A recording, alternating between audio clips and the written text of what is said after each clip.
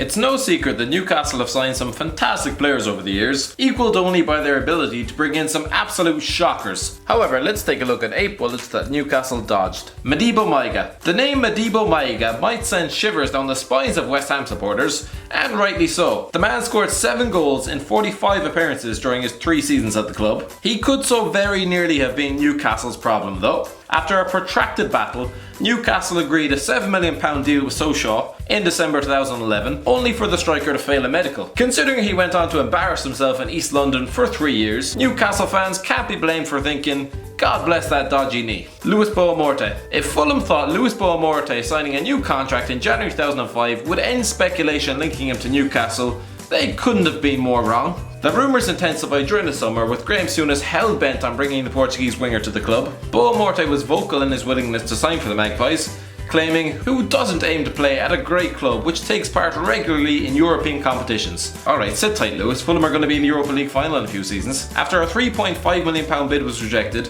the club switched their attentions and signed Naby Solano instead. Boa-Morte duly went and scored 7 goals the following season. He would then score 2 over the next 9 seasons of his career before retiring in 2013.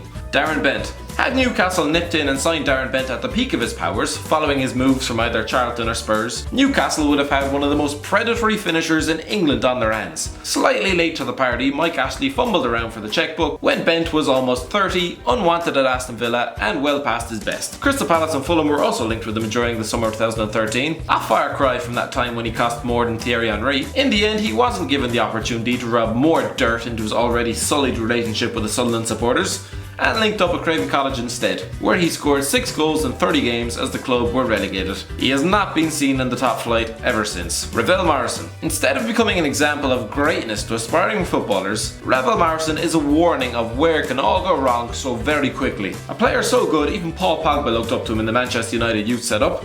It was no surprise that English clubs were queuing up to sign him a few years ago. Having grown tired of his bad boy antics, the club had put the 18-year-old up for sale, to which Newcastle submitted a bid worth £500,000. It was rejected, he moved to West Ham instead, and despite an encouraging start, soon slipped into old habits and has spent the last 5 years toiling in the Championship and Serie A. Gervinho. In the summer of 2011, Alan Pardew thought he'd fought off competition from PSG and Atletico Madrid when Lille accepted Newcastle's £10 million offer for Gervinho. With pace to burn and a forehit for miles, Newcastle were acquiring one of Europe's most talked about talents. However, the Ivory Coast international declined their offer. Arsene Wenger presumably had something to do with it, before getting sent off at St James's Park on his Arsenal debut. He lasted 2 years in England, where he often looked like the ball was stuck underneath his feet most of the time. Mido. In the summer of 2004, Newcastle were on the lookout for a striker. Preparing for life after Alan Shearer, Sir Bobby Robson scoured the market, and Mido was just one of several names on the list. The others being James Beattie, Christ, and Patrick Kluivert. Mido met with Robson and was enthused about a transfer, but a move never materialised. He went on to play for 5 English sides,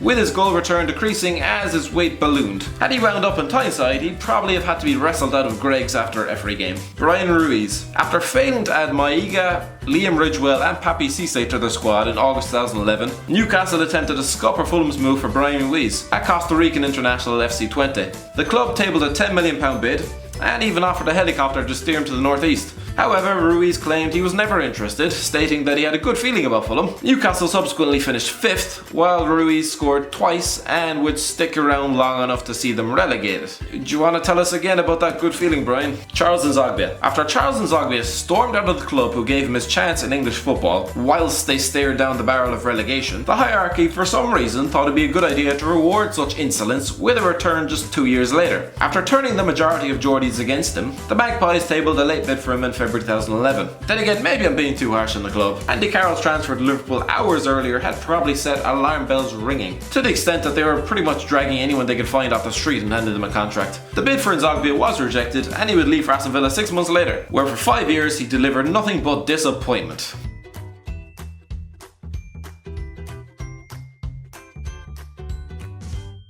Thanks for watching. Don't forget to like, share and subscribe.